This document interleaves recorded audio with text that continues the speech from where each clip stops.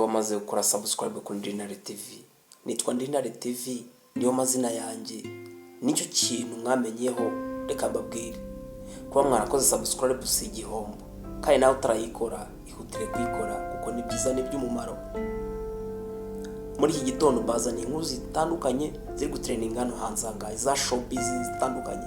Ndakubwira umuntu wavuye mu itangazamakuru hano mu Rwanda ikomeye cyane, ava muri icyo gitangazamakuru ajya kuririmba indirimbo zihimbaza Imana. Ndakubwira umuntu wahagaritse kuririmba, akavuga yuko atazongera kuririmba na gatoya n'ahisi yakwihindukiza. Ndakubwira umuntu wasezeye nanone itangazamakuru ngo nuko arwaye. Ngo nuko arwaye muramwibuka, yari afite akantu k'akana kari kugenda kamuri inyuma. Buriya nawe ndaje mbakubwire. Ndongera nkubwire kandi ubundi muntu mu karere ka Nyamasheke n'umutumirwa, niyo matumirwa mbafitiye, ndibuze kumubagezaho gatanu ku kandi nimujye kure. Ibyo byose ndaje mbirambure mu masegonda make cyane. So ntatinze rero, umuntu wasezeye itangazamakuru ni Clarissa.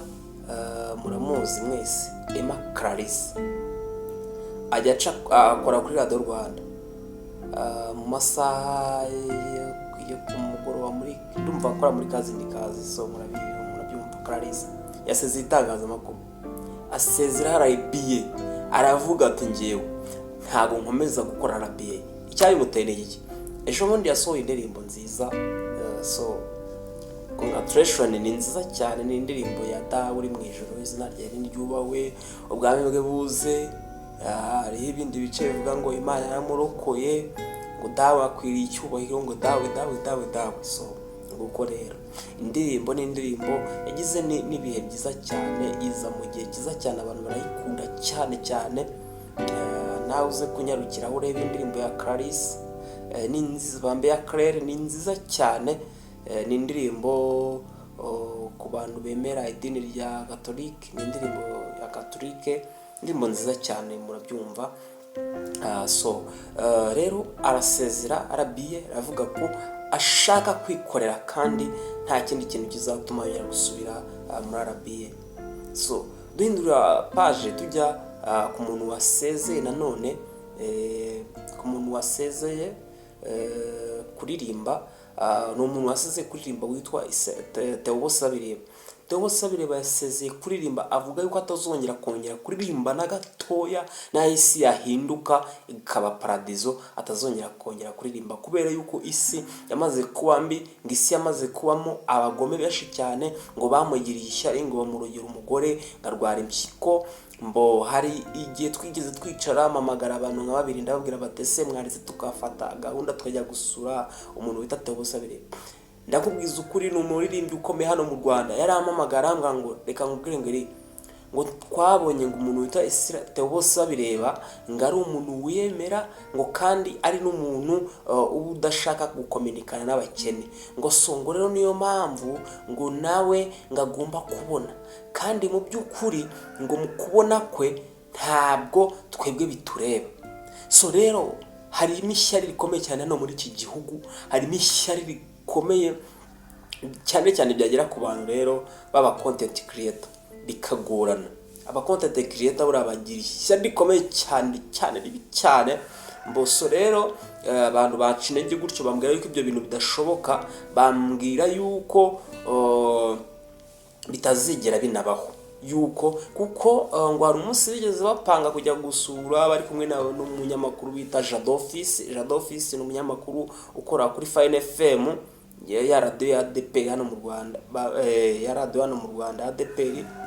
Mbo acisha ijambo ry'Imana, ngo ari babipanze, ngo ariko ngo Theo Sabireba ngo arabakatira, ababwira yuko adahari, kandi nyamara yari ahari kuko ngo yari yakiriye abandi bantu. Abo yari yakiriye ngo ni abantu ngo bazi icyo gukora kandi b'abasitari muri iki gihugu. Ubwo rero ngo uri umukene ngo ntabwo wakwegera Theo Sabireba. Nashatse kumenya amakuru ya Theo Sabireba, ariko nta kintu yigeze ambwira, nta kintu yigeze avuga, kubera yuko Theo ntago yakutangariza amakuru ntibyashoboka. ariko ikizima ni uko ukeneye kumuganiriza, ukeneye kumufasha, ni kuri ya cano yiwe yitwa Theos babireba, ukamuganiriza birumvikana. Kabiri, inkuru ikomeye cyane ni inkuru yo mu karere ka Nyamasheke. Umutumirwa natumiye ni uri buze kutubwira ku byo biri kuvugwa mu karere ka Nyamasheke, inzara iriyo, ibikorwa remezo bidahagije, kandi atubwira yuko n'abaturage baho deja babayeho mu bwigunge kuko badashobora kubona n'ahantu bakorera ibitaramo. Mu karere ka Nyamasheke ubundi ubwo amaherezo azaba Nyamasheke reka tuyibandeho. Nyamasheke ku ivuko wabakanaka n'abakanaka, reka tuyigarukeho. Amaherezo y'abantu ba Nyamasheke azaba yahe? Ngo bari mu bwigunge, nta kibuga cy'umupira bagira, ngo cyakora ngo bayamaze igihe babahaye kaburimbo, mu kuba iyo kaburimbo ngo barimo barayibyaza umusaruro. Ni ukuvuga rero ngo abo bantu mu karere ka Nyamasheke reka dushyireho hano ku murongo wa telefone, hanyuma dushyireho umutumirwa twatumiye, araza kutwibwira. Yitwa Zameta, ni umu content creator, araza kutubwira buri kimwe cyose. Nanjye ndagaruka ntera comment ku murongo wa telefone twumve. Waramutse Zameta? ubu twaramutse, twebwe turakomeye aho nguhamagaye ndi live hano kuri uri live kuri YouTube. watangira ukatubwira amakuru yawe ndetse n'abatakuzi bakakumenya. Amakuru yanjye njyewe ni meza uko byasa kose. abanzi ku izina ryanjye nitwa Zampeta. Ndi umusaza, ndi mu karere ka Nyamasheke. Nitwa Zampeta, ndi mu karere ka Nyamasheke, hafi y'umujyi wa Nyamasheke muri Saterwa ya Tyazo. Noneho twari tukwamagaye kugira ngo utubwire ibi byose bicicikana muri za Nyamasheke. Dore ko aribyo turi gukubaze mu bijyanye na Nyamasheke, dore ko aribyo turi gukubaze ku bintu bijyanye n'abasitari bo muri Nyamasheke, abasitari b'akarere ka Nyamasheke bakiri. Mbega ni wo muryo tugira ngo tuganireho. Yewe shawuse mwana wa mama, uri kuvuga ku by'abasitari ba Nyamasheke? Reka da, baragwengeye neza ngo uzabakure heze ko ari ab'indirimbo. Abo ngabo baba baragiye bazamuka mbere.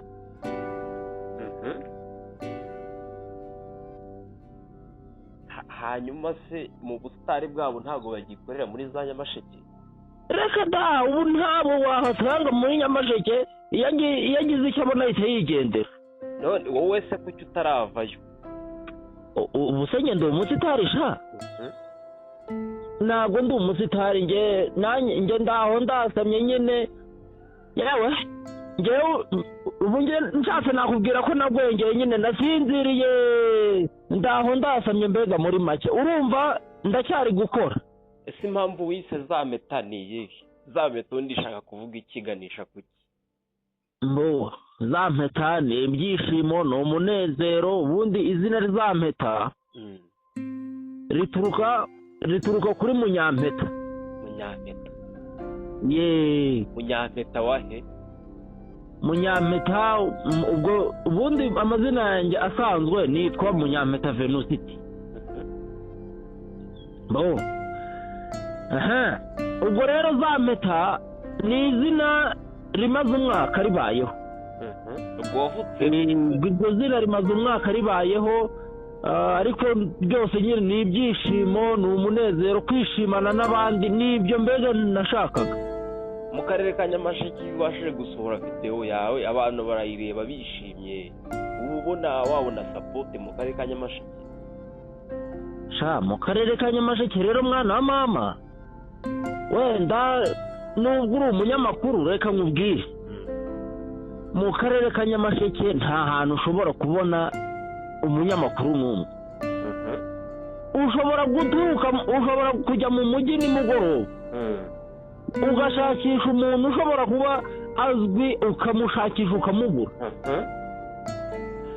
Ushobora kuzenguruka akarere ka Nyamasheke uri gushaka umuntu uzwi cyangwa se ukoresha social media ufite aho yageze ukamushakisha ukamubura. Ubwo bivuze ngo kereka wenda bamwe na bamwe bagiye bazwi uba ushobora guhura nabo bari gushutinga. Naho ubundi Nyamasheke iri hasi ku bintu bijyanye na showbiz nyarwanda. Ese tutari muri showbiz yego ubuzima busanzwe bw'abaturage batuye muri karere ka Nyamasheke babayeho bate?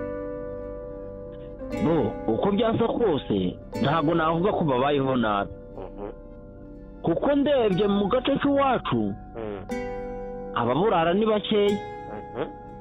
Ubwo bivuze ngo iyo babonye ikijumba barakivutura, iyo babonye umumbati barawuvutura bakawuha nyina, ibintu bikagenda neza. Ese akarere ka Nyamasheke kagira stade?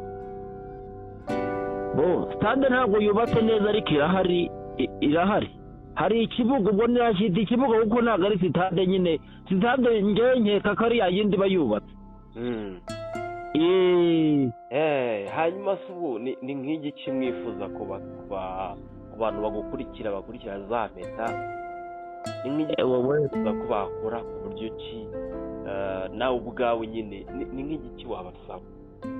Yewe habutse nukuri reka nkubwire buriya njyewe nka za Mpeta buriya njyewe nkunda urwenya, nkunda gusetsa, nkunda kwishimana n'abandi. Ese reka tugusabe nk'akantu kamwe. Yego. Nk'umuntu ukumvishije bwa mbere gira akantu ducishizaho gatoya cyane katuma tuzinduka dusika muri iki gitondo. Rero reka nkubwire wa musore we, sibyo? Buriya njye ndeba mu mategeko y'umuhanda nkabona mu mategeko y'umuhanda hari ibintu bigomba guhinduka. Urabona mu mategeko y'umuhanda cyangwa se mu mategeko y'ibinyabiziga nta muyobozi wemerewe kuvugiriza ihoni ku bitaro. Uri kubyumva? Nk'ubu ngubu bazahinduye n'iryo tegeko bakarizamura bakarishyira no ko rigomba kuba no ku irimbi. Uri kumva? Ku irimbi naho ntibazajya bahavugiriza amahoni kugira ngo badasakuriza abakiriya. Hengo nyumvire kandi buriya nyine mba ndi kureba nkavuga ati buriya ku irimbi naho bahashyize iryo tegeko ntibazongere gusakuriza abakiriya, byaba ari byiza. umva zamura igitangaza ngaho twibwirire uko abantu bashaka, mbega tubwire nk'icyo wishishiye abantu bagukurikira batakuzi bakumenye, twibwirire mu magambo make. Rero reka mbabwire inshuti zanjye, umuntu nzi n'utanzi mwese reka mbabwire n'ukuri kw'Imana ndabakunda ndakaba umunsi umuhungu wa Rubyagera ndabakunda. Rero uretse guseka kuko buriya baga nabyutse nshaka kubasetsa bya nyabyo biba ari ibindi bintu wari kuvuga ijambo rimwe wongera useka. Ibyanjye ubundi ngewe mbashyushye mbameze nk'amazi yatuye yandi bagiye gushyiramo ubugari bakabuhanyira. Ikintu ushaka rero bantu banjye, bantu mukurikirana Ndi Intare TV, abantu mukunda ibiganiro bicishwaho ndetse n'abantu mushobora kuba mwabonye iyi video, usanze unkunda ni byiza, usanze utankunda ukaba ushaka no kunkunda jya kuri YouTube channel ya za Mpeta. Buriya support ya mbere ni ugukora subscribe. None ikirenze kuri icyo burya iyo ukunze umuntu uranamukunda nyine ibyo ashyizeho byose ukabikunda kandi ukajya unamubwira ati ibi wabyishe, ibi ntiwabyishe, byari byiza wongere bino. Icyo ni cyo cya mbere. Ikindi buriya mbahishiye byinshi, njye mbafitiye amavidewo n'akavidewo, mbafitiye ibintu bibitse mu mutwe n'ibindi byanditse, ni uko wenda ubushobozi butari bwaboneka neza bujyanye n'ibikoresho. Ubu ndamutse mbonye ibikoresho mwajya mubona videwo ya buri munsi kandi imeze neza. Ariko wenda kubw'uko ubushobozi butari bwaboneka kandi nyine mu karere dutuyemo ntibyoroshye ndakere ndakaba umushi ntibyoroshye kugira ngo ube wabona ahantu ushutingira cyangwa se ube wabona sapoti yaba iya telefone yo gushutingisha yaba kamera yo gushutingisha ndakerera kamera biba bigoye baguca amadolari ukareba ukibaza ahantu uri buyakure bikagucanga. telefone tuganirije tubwiye uburyo ki mu karere ka Nyamasheke gushutingira biba bigoranye ibintu bijyanye n'amakontenti uruguru biba bikomeye cyane. Yabasabye yuko mwamufasha mukamuflowinga kuri TikTok mukamuha subscribe kuri YouTube ndetse mukajya mureba ibiganiro bye kuko abafite amafilme atandukanye. So murakoze rero ko mwakurikiranye ibi biganiro. Amakuru yo nakagaruka nzajya nkomeza mbazirikane buri cyumweru ntukajye ucikwa n'amakuru agiye ari gucicikana hano kuri izi mihanda ku mugani w'abantu ntukajye ucikwa. Ndagushimiye rero ciao turi kumwe nitwa Ndintare. Kanda subscribe niba utarayikanda, umera like niba utarayikora, ukore comment yewe unasharinge ku bandi bantu noneho by'umwihariko ku bantu batuye mu karere ka Nyamasheke. Ndaje turere 30 tugize u Rwanda twose ngiye kutuzenguruka ndikubazaniramo amakuru mbatumiramo umutumirwa ugikomeye cyane muri ako karere mu karere ka Nyamasheke. Uwo niwe mutumirwa nari mbonye ni Ndintare TV.